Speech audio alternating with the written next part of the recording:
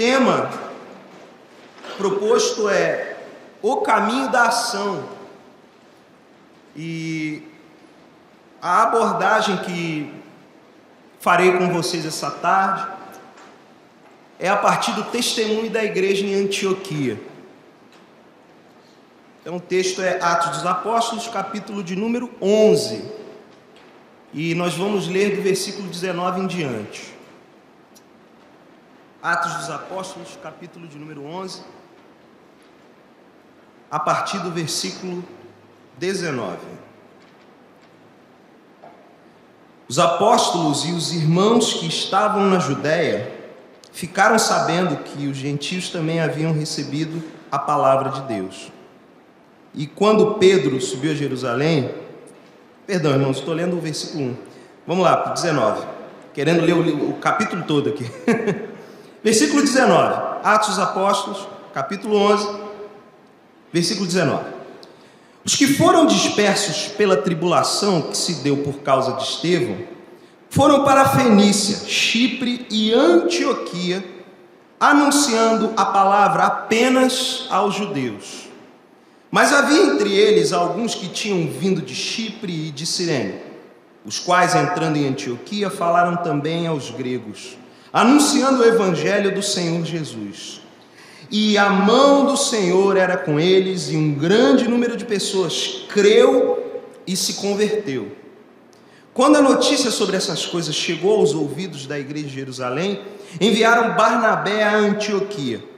Ali chegando, Barnabé alegrou-se ao ver a graça de Deus e exortava a todos a perseverarem no Senhor com firmeza de coração, porque era um homem bom, cheio do Espírito Santo e de fé, e muita gente se uniu ao Senhor. Então Barnabé partiu para Tarso em busca de Saulo. Tendo-o achado, levou-o para Antioquia. E durante um ano inteiro reuniram-se naquela igreja e instruíram muita gente. Em Antioquia os discípulos foram chamados cristãos pela primeira vez. Naqueles dias profetas desceram de Jerusalém para Antioquia. Levantando-se um deles, chamado Ágabo, indicou pelo Espírito que haveria uma grande fome em todo o mundo, que ocorreu no tempo de Cláudio. E os discípulos, cada um conforme suas posses, resolveram enviar ajuda aos irmãos que habitavam na Judéia. E assim fizeram, enviando-a aos presbíteros pelas mãos de Barnabé e Saulo. Esse é um dos relatos mais vibrantes, encorajadores e inspiradores de todo o Novo Testamento no que diz respeito à vida da igreja. O tema que eu quero tratar com vocês aqui essa tarde justamente é a ação.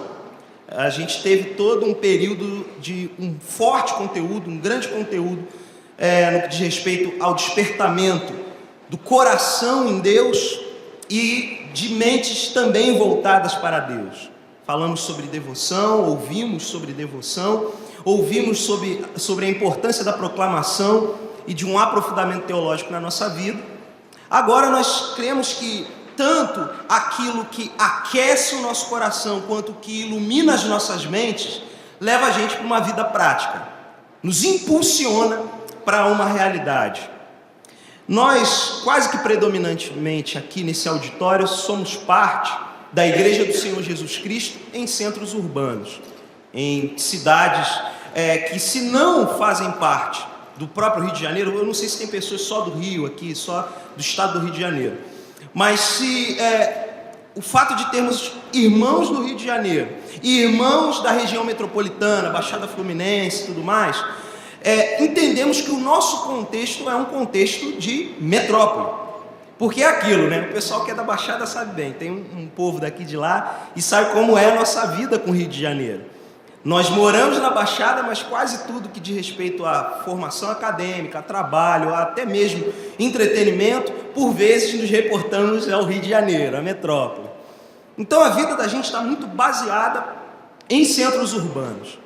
Nessa introdução quero pensar um pouquinho com vocês a partir da própria vida de Antioquia, de como era essa cidade, o que representava essa cidade. O historiador Flávio Joséfo, ele classifica Antioquia como a terceira cidade do Império Romano, a terceira metrópole do Império Romano. Então tinha Roma em primeiro lugar, em segundo lugar tínhamos Alexandria, em terceiro lugar Antioquia, com 800 mil habitantes aproximadamente. Naquela época existiam cerca de 25 mil judeus, ainda de acordo com Joséfo, em Antioquia.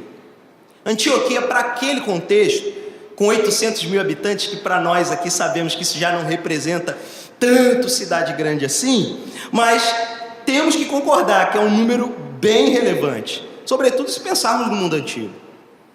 E a importância daquela cidade, a relevância daquela cidade, que ao mesmo tempo que era um grande centro cultural, então Cícero, grande filósofo, vai falar da importância da literatura e das artes daquela cidade. A gente vai ter toda essa ebulição cultural, toda essa realidade, essa efervescência cultural em Antioquia. Também vamos ter em Antioquia um cenário crescente de imoralidade e impureza. Isso nos faz lembrar de alguma coisa? Isso nos faz lembrar de alguma cidade? Isso faz nos lembrar de alguns contextos onde nós estamos inseridos? Eu sempre olhei para Antioquia e vi muito da coisa do Rio de Janeiro lá. Uma capital de cultura, uma cidade conhecida mundialmente pela sua produção cultural e, ao mesmo tempo, sendo profundamente conhecida, amplamente, mundialmente conhecida, como uma capital de sexualidade pervertida. E afinal de contas, qual deve ser o nosso posicionamento nesse tempo como igreja? Como a gente deve agir? Vamos ser francos, meus irmãos, os dias são maus e ficarão piores. Esse multiplicar da iniquidade tem esfriado o amor de muitos, como profetizou Jesus no Evangelho segundo Mateus. E eu creio que esse amor sendo esfriado está acontecendo na igreja, esse esfriamento de amor de respeito a nós, de respeito à igreja. Muito tem se falado de agir, muito tem se falado da igreja se posicionar. Hoje, como eu falei aqui brincando no início, mas de fato algo importante, algo digno de prestarmos muita atenção e orarmos fervorosamente por isso, está acontecendo no Rio de Janeiro, durante todo o cortejo cívico do 7 de setembro, dia da independência. Paralelamente a isso, estão pipocando várias manifestações violentas. Muitos irmãos nossos na fé, têm povoado o Facebook de convites para essas manifestações e incitações para as mesmas. E aí a gente fica naquela situação, o que fazer diante disso? A sociedade do mundo atual, ela é pautada por performance, ela é pautada por muito fazer. Você é o cara se você faz tudo e faz tudo muito bem. Se você ilustra o que você faz, se você deixa bem claro o que você faz. E em tempos de redes sociais, em tempos de Facebook, compartilhamento, like e toda essa linguagem das redes sociais, parece que isso tem crescido de forma violenta entre nós, sobretudo entre os jovens. Muitos de nós queremos afirmar o que fazemos até algumas coisas e colocamos lá o estandarte, uma foto. Os que dominam alguns talentos na área de design já preparam uma arte e coloca lá, eu fiz isso, fiz aquilo. E, irmãos, eu tenho me questionado sobre que tipo de ação nós como igreja devemos empreender em dias tão complicados como os nossos. Eu não quero entrar aqui com vocês, talvez no ambiente do fórum, no momento aqui do Pinga Fogo, deve surgir algumas coisas, algumas perguntas sobre isso. Aqui nessa palavra eu não quero falar especificamente sobre questões de justiça social e direitos humanos, mas eu quero pensar onde deve estar o nosso coração como igreja nesses tempos. Eu sei que de fato há uma necessidade de contextualizarmos a palavra.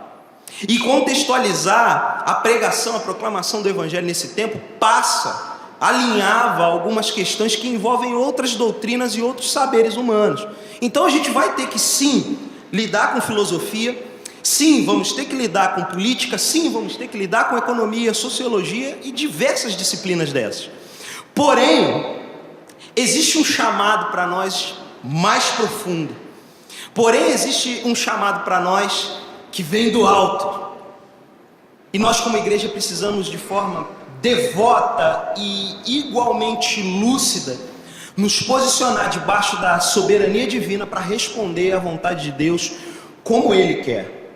Então, nessa mensagem eu quero pensar sobre fundamentos de como agir, irmãos, e do que fazer nesse tempo.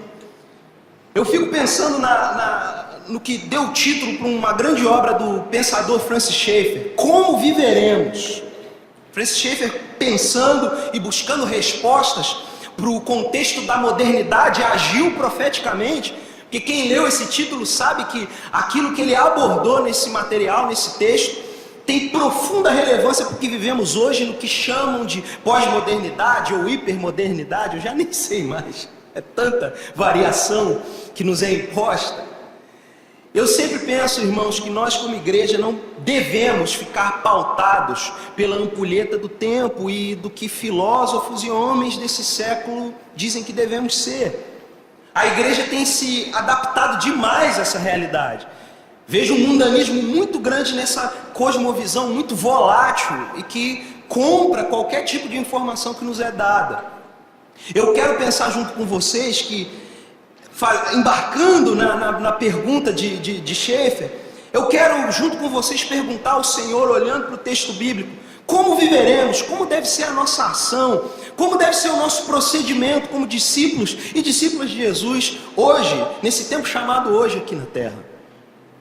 O que a gente deve fazer de fato? Em primeira instância, irmãos, discípulos.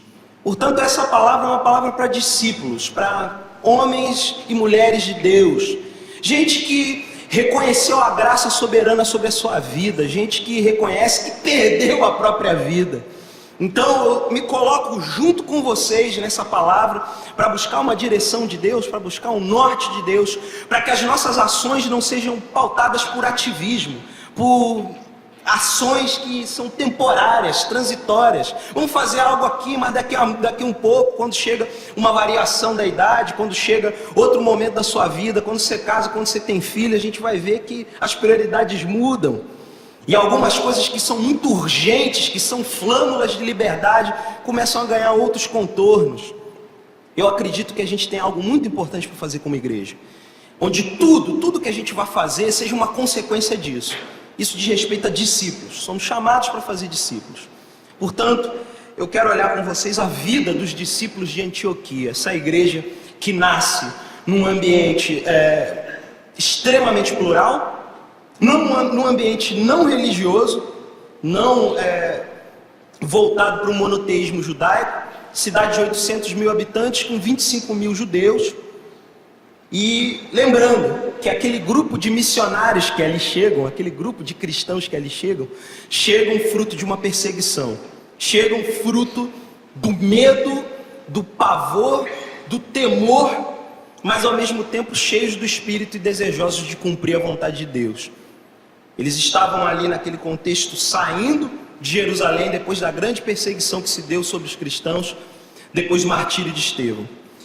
E aí o versículo 19 de Atos 11 nos diz o seguinte: os que foram dispersos pela tribulação que se deu por causa de Estevão foram para a Fenícia, Chipre e Antioquia, anunciando a palavra apenas aos judeus.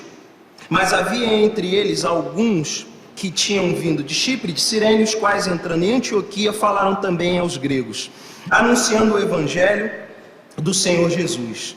E a mão do Senhor era com eles, e um grande número de pessoas creu e se converteu. Primeiro princípio, irmãos, que eu quero abordar com vocês aqui essa tarde: senso de missão. Se queremos trilhar o caminho da ação como filhos de Deus, como igreja do Senhor Jesus, precisamos ter um profundo senso de missão. O primeiro fundamento que encontramos nesse texto é que discípulos olham para além da conveniência. Percebam no versículo 20 que havia entre eles alguns que tinham vindo de Chipre e de Cirene, os quais, entrando em Antioquia, falaram também aos gregos, anunciando o evangelho do Senhor Jesus. Esses irmãos conseguiram enxergar além daquilo que já era conveniente a eles, pregar entre os judeus, anunciar, proclamar o evangelho entre os judeus. O senso de missão é profundamente necessário para nos impulsionar a sair da conveniência a qual estamos habituados em muitas vezes como cristãos. É um perigo muito grande para nós, irmãos, sobretudo para gente como eu. Eu amo igreja, eu amo vida de igreja, eu amo a realidade da igreja local.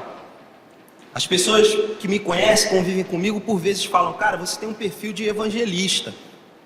Sua abordagem, seu jeito de falar e tudo mais, você tem um perfil. Essa coisa que o pessoal quer dizer o que você é pelo que você aparenta.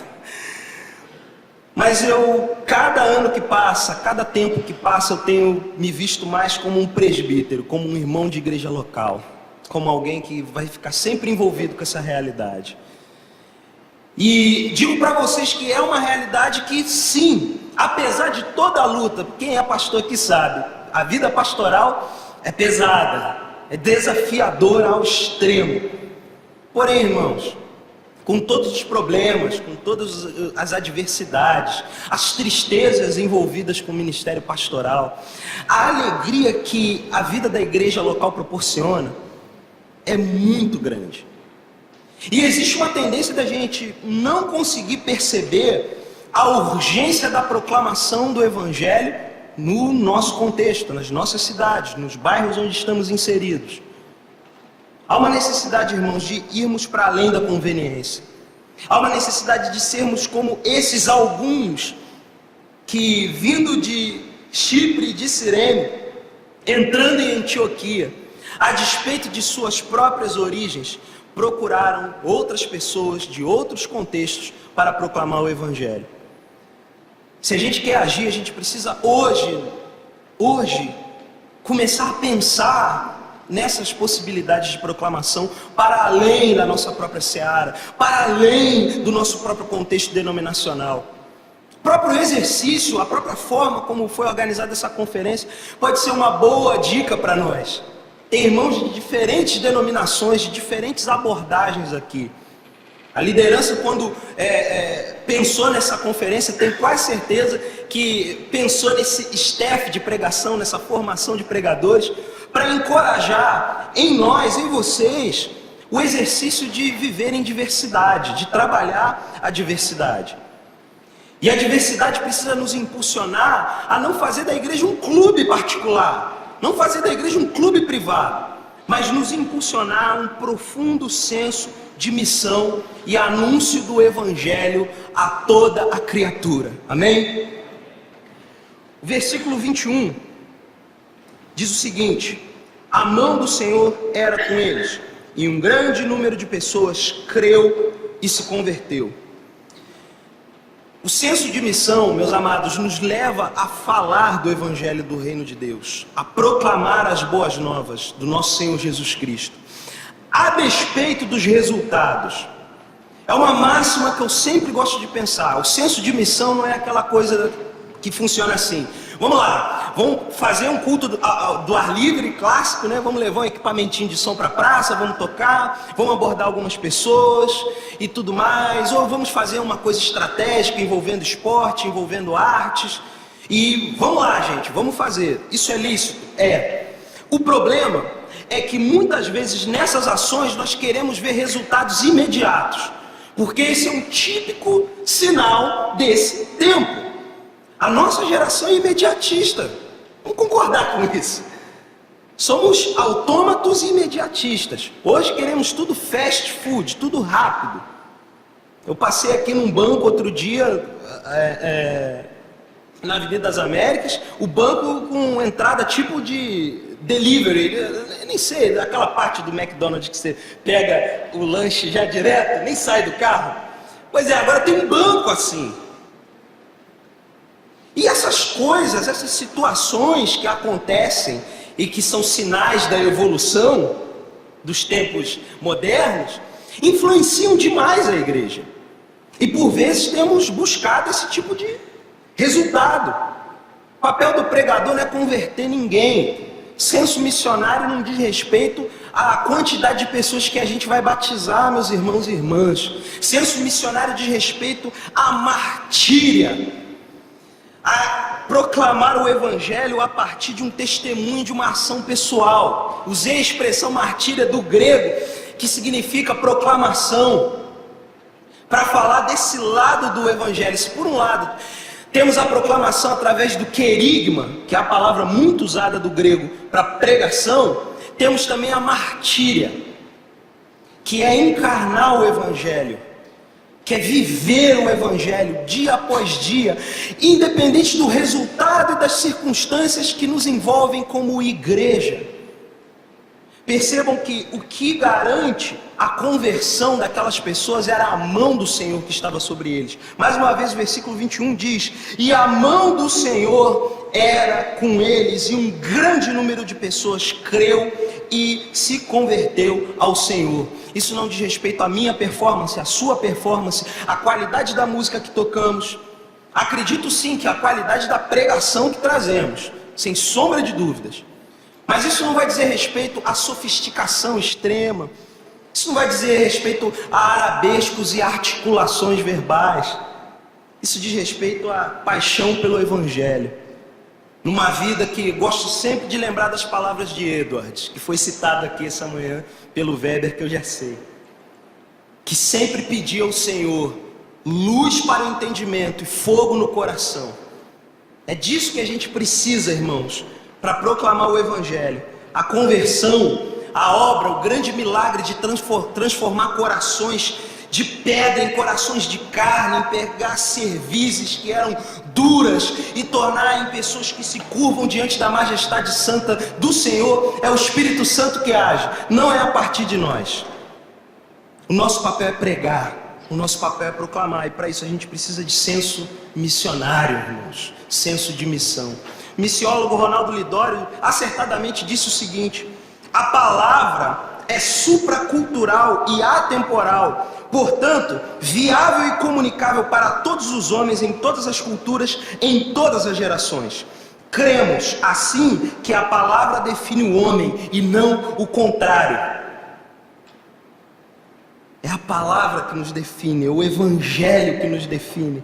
E na verdade ele não define apenas nós, discípulos do Senhor Jesus, nós cristãos, mas é o evangelho que define o destino da humanidade. E nós precisamos proclamá-lo com urgência, irmãos, hoje, em nome de Jesus. Segundo ponto que eu quero abordar com vocês, versículos 22 e 23 de Atos 11. Quando a notícia sobre essas coisas chegou aos ouvidos da igreja em Jerusalém, enviaram Barnabé a Antioquia. Ali chegando, Barnabé alegrou-se ao ver a graça de Deus e exortava a todos a perseverarem no Senhor com firmeza de coração.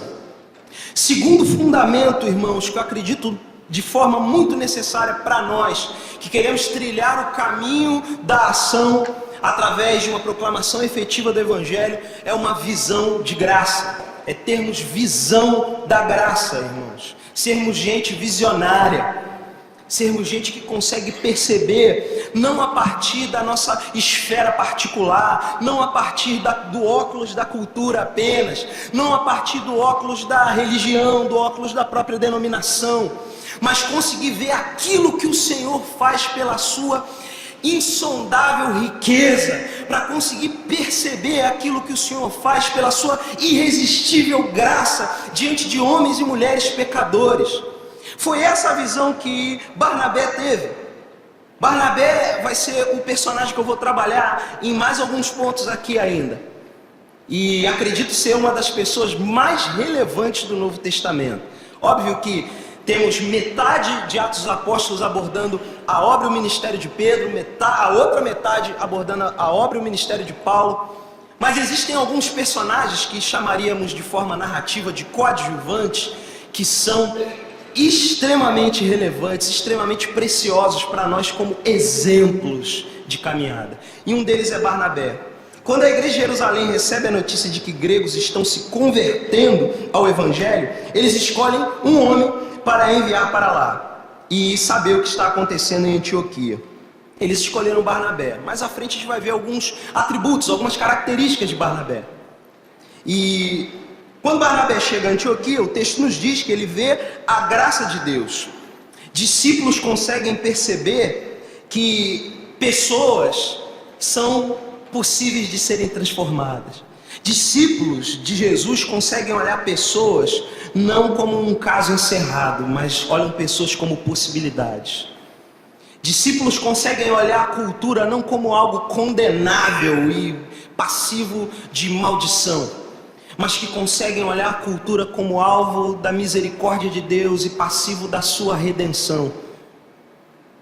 Discípulos são homens e mulheres que conseguem olhar para si mesmos e perceberem que são totalmente depravados e que ainda estão sob o peso do corpo dessa morte, como diz o apóstolo Paulo, e ainda são passivos do pecado. Discípulos olham com graça não porque se ancoram na graça como uma muleta, como lamentavelmente muitos fazem, sobretudo aqueles que se envolvem com os meandros da teologia liberal, usam a graça como uma muleta, e tudo é graça. Mas quero relembrar com vocês das palavras de Dietrich Bonhoeffer a respeito do preço caro da graça, entendendo que a graça não foi barata. E isso nos faz olhar para nós mesmos e perceber que nós fomos alvos dela. Com certeza Antioquia não era uma cidade tranquila, irmãos. Com certeza Antioquia não era o tipo de cidade onde o evangelho é bem-vindo logo de cara e as pessoas começam a mudar do dia para a noite. Antioquia era uma cidade perversa e imersa numa cultura paganizada. E obviamente que para aqueles presbíteros de Jerusalém, ora, o que está acontecendo naquele lugar? Como pode? É a mesma coisa imaginarmos um contexto de uma cidade, aquela cidade do Padre Cícero do Nordeste, esqueci agora, Juazeiro. Imagine uma grande conversão, um avivamento em Juazeiro. Vai causar um impacto, uma cidade extremamente idólatra, um peso de idolatria. O católico daqui da região sudeste não consegue ter noção do que é o catolicismo naquele contexto. Quem veio de lá ou quem já passou por lá sabe do que eu estou falando. Uma loucura. É óbvio que isso ia tirar um pouco a gente do eixo, da nossa normalidade de cristandade. Como pode? Como pode um avivamento em Juazeiro? Vamos mandar uma comissão lá para ver isso. Ver o que está acontecendo. Irmãos, Barnabé foi e viu a graça de Deus. Eu acredito que nós precisamos hoje, de uma forma urgente, ter esses princípios aqui de Barnabé. A gente tem que se perguntar por vezes, quando a gente olha para pessoas, e pessoas que estão sendo transformadas, como a gente vê? O que a gente vê? Uma outra coisa importante é que o texto diz no versículo 23, ali chegando, Barnabé alegrou-se ao ver a graça de Deus. Alegrou-se, irmãos, alegria. A visão da graça, como parte das nossas ações como discípulos de Jesus, nos dá alegria. Essa mesma alegria da salvação que faz a gente acordar todos os dias e dizer obrigado, Deus, obrigado pela tua preciosa graça, obrigado por mais um dia. Essa mesma alegria da salvação que, apesar de todos os problemas que existem na vida da igreja, a gente sabe que vida de igreja por vezes é uma grande novela. É cheio de altos e baixos, é cheio de fases e temporadas. Temporada que é muito boa, temporada que não é tão boa. Gente que é fácil de lidar e gente que não é fácil de lidar. E irmão, se a gente vem para cá sem um senso de alegria, sem ter essa alegria, definitivamente a nossa caminhada não vai ter muito sentido e não vai honrar o nosso Senhor. Afinal de contas, vale sempre lembrar que o reino de Deus é paz, justiça e alegria no Espírito Santo. E ao ver a graça de Deus na vida de pessoas com históricos muito complicados, Barnabé viu a graça. E essa graça trouxe alegria para ele. Que a gente possa olhar para as possibilidades da nossa cultura contaminada pelo pecado, comprometida pelo pecado, e se alegrar naquilo que Deus tem feito. A título de breve testemunho, tenho vivido já os primeiros frutos desse tipo de ação na plantação da Igreja Vineyard Central aqui no Rio de Janeiro, mais precisamente no bairro do Rio Comprido. A gente está ali desde janeiro desse ano, temos 8 meses de idade. Somos um grupo base de uma plantação de igreja, algumas dezenas de pessoas. E pela graça nós temos visto gente sendo transformada. E eu vou falar para vocês, unicamente para a glória de Deus, sem apelo através da música, porque o que temos lá de música é uma caixa de madeira, um violão e um pianinho elétrico, que é plugado no computador. Quem é daqui de tecla sabe, controlador MIDI, cara, desse tamanhozinho. É isso que a gente tem de música. A gente não tem nenhum músico, cara, conhecido lá. Outra, a gente não canta nada que pede de volta o que é nosso, porque a gente não quer de volta o pecado. Não tem nada, cara. É uma sala pequena, tem eu, um pregador em formação. A gente não... Sim, vai ter uma turma lá que gosta de música, que é vinculada com a cultura, com essa coisa toda. Ok, mas o nosso estandarte não é esse. Aquilo que tem sido anunciado não é isso. Pela glória de Deus, o que aconteceu em Belfor Roxo, que lá em Belfor Roxo o povo diz, quando chega lá, é aqui que é a congregação que tem os garotos que falam da Bíblia. Eu fico muito feliz com isso. É uma pequena congregação, uma simples congregação, mas me alegro em saber que o nome do Senhor Jesus tem sido levado na cidade e nós, como igreja, estamos sendo conhecidos, não pelo barulho que fazemos, mas pela palavra que é proclamada. E no Rio tem acontecido a mesma coisa. Tem gente chegando, amigo chama o outro e querendo conhecer o Evangelho. A questão é que tem gente querendo conhecer o Evangelho, irmãos, isso também é um sinal desse tempo, uma busca pela espiritualidade. Isso é coisa tratada nos círculos corporativos de grandes empresas.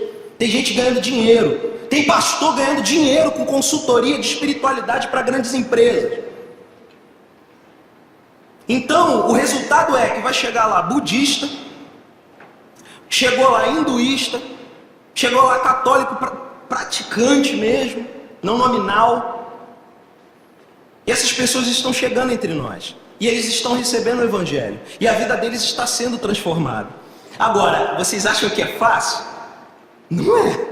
Alguns usos e costumes, algumas baladas que esse povo vai, até isso mudar, cabe a nós uma visão de graça, porque a visão da graça, irmãos, vai nos dar o equilíbrio, o genuíno equilíbrio de não sermos aqueles que vão massacrar os usos e costumes desses que estão em processo de transformação pelo Evangelho, e nem tampouco vão ser permissivos e libertinos, de vem como você está, fica à vontade entre nós.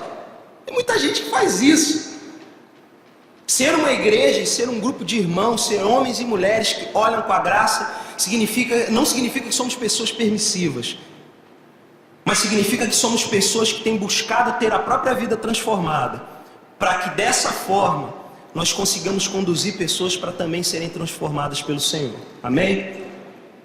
Próximo princípio, versículo 24, falando sobre Barnabé. Porque era um homem bom, cheio do Espírito Santo e de fé, e muita gente se uniu ao Senhor. Se eu e você queremos trafegar o caminho da ação, da proclamação do Evangelho, precisamos, meus irmãos e irmãs, de caráter. Percebam o que é caráter dentro dessa esfera, chamo eu, missionária, da ação do Evangelho na vida da igreja. Discípulos são pessoas que têm um caráter marcado pela bondade. Eu quero falar um pouquinho disso. Eu creio que ninguém é bom. Eu discordo radicalmente do padre Fábio Júnior de Mello quando diz todo homem é bom, numa das suas canções. Ele, na sua doutrina universalista, lá ele diz esse negócio, todo homem é bom, aquela coisa toda. De vez em quando eu vejo canção nova, tá, gente? Desculpa. Voltando. Eu não concordo com o Fábio de Mello que todo homem é bom. Não somos bons, somos intrinsecamente maus, totalmente depravados. Todo homem foi destituído da glória de Deus. A nossa situação é de pecadores e precisamos de arrependimento de obras mortas. Porém, nós que nascemos de novo, pela graça, que reconhecem isso, podemos ser inspirados pelo Senhor a nos tornarmos pessoas benevolentes, pessoas que agem de forma benevolente. E esse era Barnabé.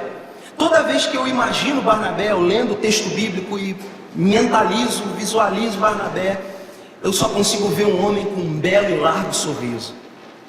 Alguém que consegue expressar bondade na própria presença. Irmãos, nós precisamos disso. Precisamos ser pessoas que são dóceis umas com as outras e que estão dispostas a se doarem em favor delas. Se a gente quer falar de prática de ação, eu fico muito indignado, de verdade, com gente que fala, que faz um monte. E aí eu vou falar um pouco sobre essa seara aí de protestos e posicionamento político de cristãos. Muito se fala que tem que se posicionar e vamos mudar. Do jeito que está não dá, o governo do jeito que está, concordamos que não dá. Mas meus irmãos, o problema é sistêmico. O problema é, como dizem no vulgar, o buraco é mais embaixo. Porque ele diz respeito à fossa que é a humanidade em razão do pecado. Não é uma mera reforma política, por mais que possa soar muito reducionista chamar uma reforma política de mera, mas insisto, não é uma mera reforma política. O que esse mundo precisa é do Evangelho, meus irmãos. Esse mundo precisa conhecer a graça de Deus. E isso é um troço tão tolo e anacrônico por vezes para nós como crentes, que muitos dos crentes que falam isso, vamos lá, vamos manifestar, vamos se posicionar, são pessoas que estão sendo embrutecidas pelo século presente, que têm abandonado a vida da igreja, que têm abandonado as raízes mais básicas do cristianismo, que fazem da trilha sonora da sua adoração e devoção não mais cânticos que exaltem ao Senhor, mas que fazem da trilha sonora das suas canções músicas populares, tentando achar mensagem subliminar de Deus lá. Por favor, igreja, a gente tem que orar para não ser contaminado por esse tipo de mundanismo, que pode nascer de boas motivações.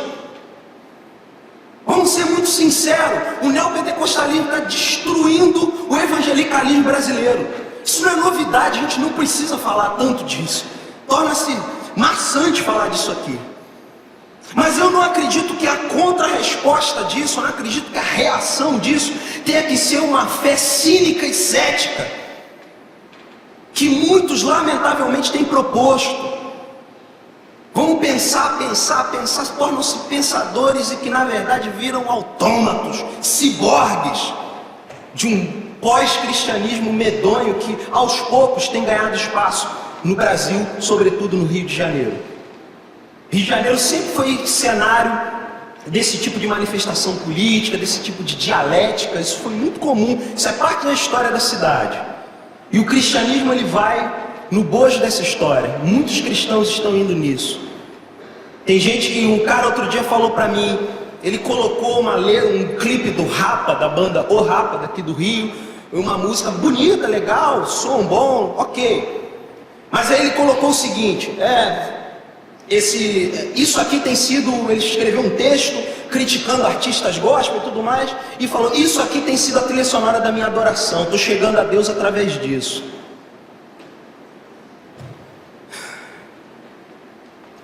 Eu tive que abordar o cara, eu falei, é isso mesmo? É isso mesmo? E o cara tem uma proeminência, ele influencia outras pessoas.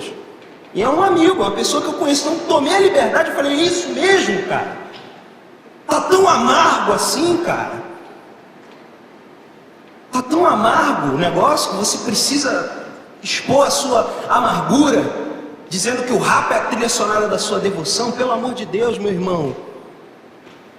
Isso tem contaminado a nossa igreja, isso tem contaminado a nossa juventude. A gente deixa de adorar o nosso Senhor, a gente deixa de ter prazer na simplicidade da vida da igreja. Consequentemente, a gente não vai ser gente fácil, vai ser muito complexo, tudo vai ser digno de muita reflexão, de muito ponderar. Eu acredito que somos pessoas boas, porque somos pessoas cheias do Espírito Santo e da fé. E o texto continua falando sobre as características de Barnabé. Barnabé era um homem bom, cheio do Espírito Santo e de fé. gente precisa se encher do Espírito Santo. Há uma urgência, irmãos. Há uma urgência de nos enchermos do Espírito Santo. A pressão desse século é muito grande. E sim, definitivamente temos que nos preparar, nos municiar de bons conteúdos, estudar a palavra. Mas isso precisa estar alinhado com o coração, volto mais uma vez a falar, em chamas para Deus.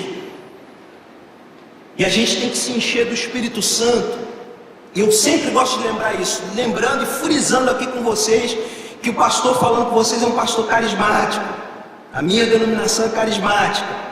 E eu amo o agir e o poder do Espírito Santo e sou continuista. Mas quando eu falo da necessidade de se encher do Espírito Santo, não estou falando de se encher do Espírito Santo para se determinar o volume da nossa voz na oração, nem tampouco a batida do nosso pé. Não estou falando desse tipo de agir. Até porque muitas vezes é mais a emoção do que o próprio Espírito Santo. Mas eu estou falando de um revestimento do Espírito Santo que nos leva a de fato ser quem devemos ser aqui na terra.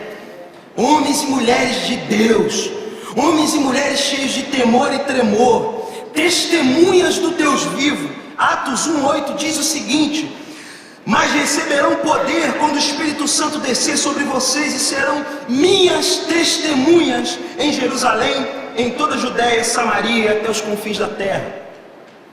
Os discípulos esperavam uma reforma política. Se você voltar para o contexto do capítulo 1 de Atos, vocês vão ver isso. Os discípulos perguntando: Jesus, quando tu restaurarás o reino a Israel? E Jesus responde: não lhes compete saber os tempos, porém, esperem, fiquem em Jerusalém, porque vocês receberão o poder do Espírito Santo. Irmãos, hoje é tempo de buscar o Espírito Santo aqui.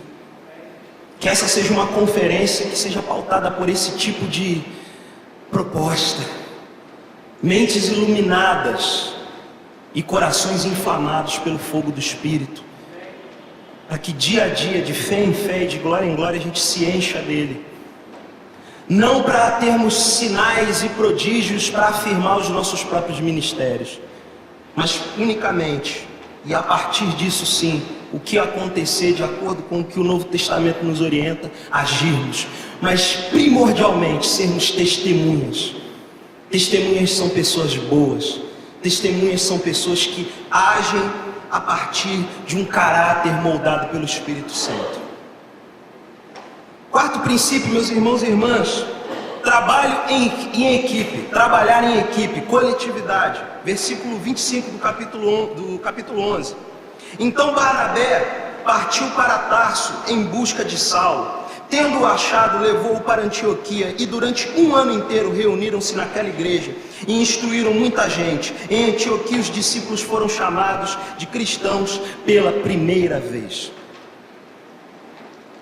Barnabé, como um homem de extrema visão da graça, não apenas viu a graça na vida dos novos convertidos de Antioquia, mas também viu a graça nesse homem, Tarso, que todos sabemos, desse homem Saulo de Tarso, que todos nós sabemos que tinha um passado tenebroso.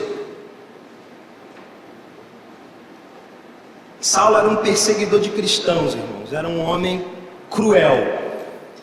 Um homem que encontrava prazer e deleite não na glória de Deus, encontrava prazer e deleite no martírio de cristãos. E Barnabé viu naquele homem, convertido ao Evangelho, a possibilidade de um apóstolo surgir, de alguém que ia ser parte daquela comissão do Senhor Jesus, daquela grande comissão do Senhor Jesus na terra, e chamou ele para junto. Discípulos se veem como parte de um povo, como parte de um todo. Não trabalham de acordo com o que querem unicamente, mas entendem a importância do coletivo, entendem a importância de buscarem juntos. Se a gente quer agir de fato, a gente precisa entender que não dá para fazer sozinho. Somos incompletos sozinhos, irmãos. Dentro da minha experiência de plantação de igreja, estou vivendo isso. Se estamos sendo bem-sucedidos nesse trabalho para a glória de Deus, temos duas certezas muito grandes. A primeira delas é que a graça tem se manifestado. E a segunda delas é que estamos trabalhando em equipe. Eu não sei se aqui existem irmãos e irmãs envolvidos com plantação de igreja, mas eu sempre gosto de frisar: não faça disso um ministério de um homem só. Isso é uma grande tendência, a gente ser cavaleiro solitário. Não faça isso. Trabalhe em equipe. Eu não estou aqui com outros irmãos porque os irmãos estão lá preparando a reunião que nós vamos ter daqui um pouco, daqui a algumas horas. Então já tem um povo reunido para orar, já tem um povo reunido para montar equipamento, para montar recepção de convidados. A gente precisa muito de trabalho em equipe. Hoje, eu acredito que é até um princípio evangelical, um princípio evangelizador. Trabalhar em equipe, a gente anuncia o evangelho. As pessoas sentem-se bem quando vê uma comunidade que funciona não em torno de um homem, em torno de um ministério, uma banda, entendem? Mas que funciona com o coletivo, com o corpo de Cristo. Quinto princípio, versículo 26, Atos 11. Tendo-o achado, levou-o para Antioquia, e durante um ano inteiro reuniram-se naquela igreja, instruíram muita gente. Em Antioquia os discípulos foram chamados de cristãos pela primeira vez. Quinto princípio, irmãos, extremamente necessário: compromisso com as escrituras, através do ensino e da pregação. Compromisso, irmãos. Se tem uma coisa que a gente tem que fazer é pregar. E pregar muito o evangelho. Pregar constantemente, a tempo e a fora de tempo. Discípulos estão comprometidos com um só objetivo: fazer discípulos. A gente precisa entender que o fazer discípulo não vai passar pelas técnicas, estratégias, apostilas, programas, retiros, mas fazer discípulo diz respeito à vida na vida. E a vida que a gente vive não é uma vida de programas, mas uma vida pautada pelo evangelho, pautada pela palavra de Deus. O que é interessante nesse versículo 26 é que eu percebo que esse ano que eles passaram, esse grande seminário, essa grande imersão bíblica, foi tamanha a ponto da cidade de Antioquia olhar para aquelas pessoas e denominá-las pequenos cristos. Lá vão os pequenos discípulos de Jesus, lá vão os pequenos seguidores de Jesus. Eles conseguiram encarnar o evangelho, irmãos. A igreja de Antioquia conseguiu, saiu da bolha, tornou prático.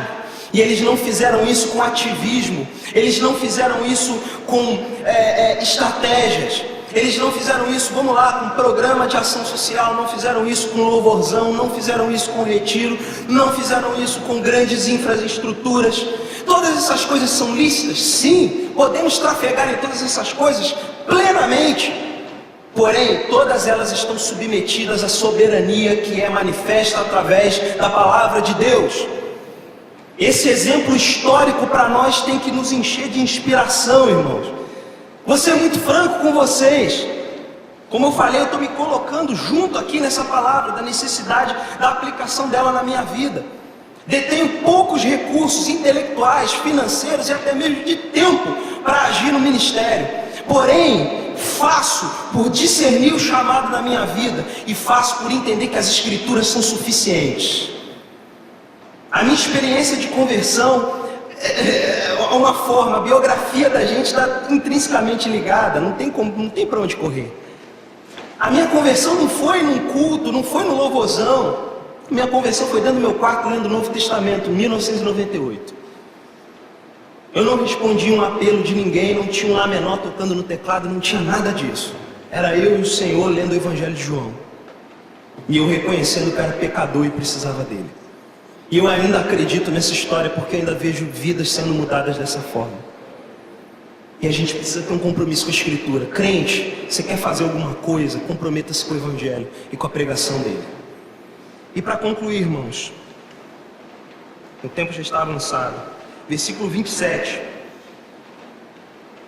Sexto e último princípio: disposição e desprendimento. Acredito que esse ponto é a consequência de uma vida que caminha por esses princípios, esses fundamentos que eu trouxe aqui.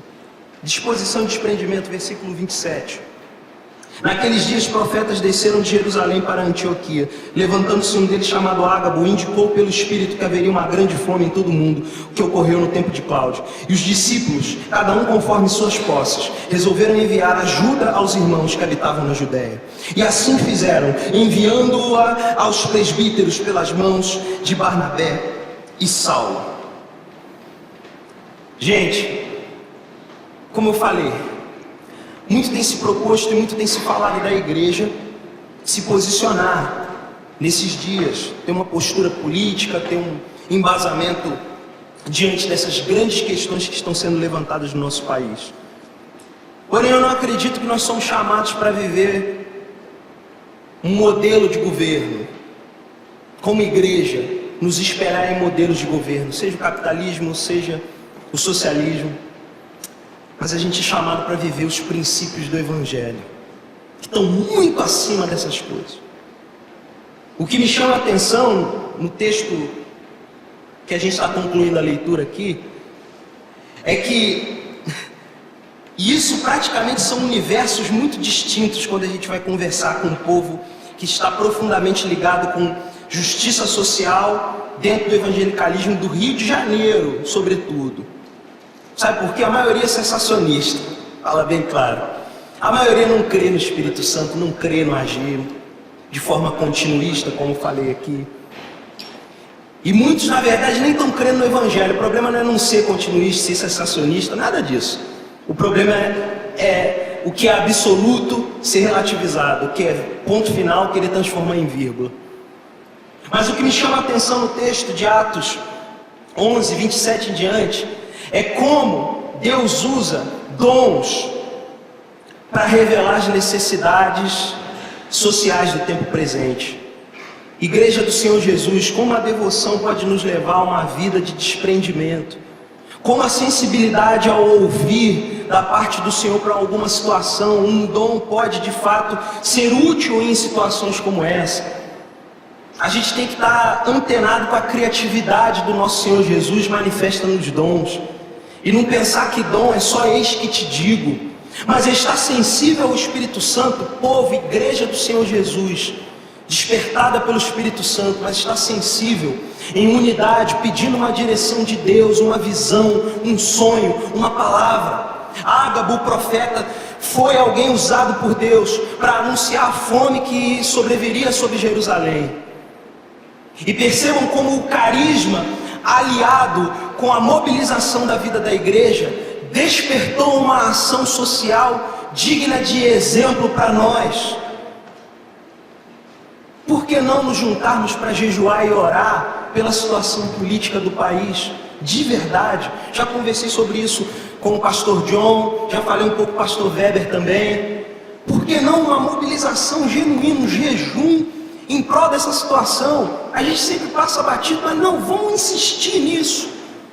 Vamos buscar do Espírito Santo direções, posicionamentos, para sermos igreja que serve e que age desprendida, não para fazer isso com a camiseta do Che Guevara, mas para fazer isso porque é cheio do Espírito Santo, não para fazer isso porque está revoltado com o neopentecostalismo e quer dar uma resposta para todos esses bispos televisivos, apóstolos loucos, mas que fazem isso porque é gente cheia do Espírito Santo, gente que ama o Senhor, gente que é discípulo e discípula de Jesus, gente que ouviu e que leu o que é tão conhecido em Mateus 28 e ouve isso como se fosse para si. E é isso que vai ser a minha última leitura aqui para encerrar. Mateus 28, 16 em diante. E os 11 discípulos partiram para a Galiléia, para o monte que Jesus lhes designara.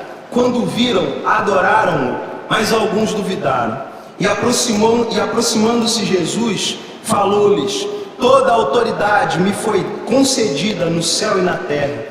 Portanto, ide e fazei discípulos de todas as nações, batizando-os em nome do Pai, do Filho e do Espírito Santo, ensinando-lhes a obedecer a todas as coisas que vos ordenei. E eu estou convosco todos os dias, até o final dos tempos. Irmãos e irmãs, essa passagem no Novo Testamento é uma das únicas passagens onde Jesus trabalha com a sua expressão de forma imperativa, dando uma ordem expressa e direta. Se tem algo para a gente fazer, se tem algo para a gente agir, se tem uma trilha para a nossa ação, essa trilha é ser e fazer discípulos, gente. Foi isso que o nosso Senhor nos ordenou. Ele não pediu. Não é uma sugestão, é uma ordem. E a gente precisa obedecer, irmãos. É urgente que a gente seja discípulo hoje, faça discípulos. Porque temos essa promessa, a maior delas. Ele vai ficar conosco até o fim. Até o grande dia. A gente não está aqui sem sentido. A gente está caminhando para um dia glorioso, que é o dia da volta do Senhor Jesus. E até lá a gente tem muito trabalho para fazer. Muita ação. E essa ação diz respeito a fazer discípulos.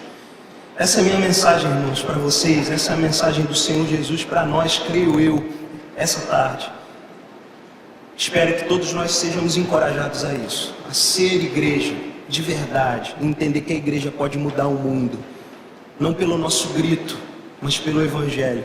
Por homens e mulheres que encarnam como discípulos a palavra de Deus. Amém?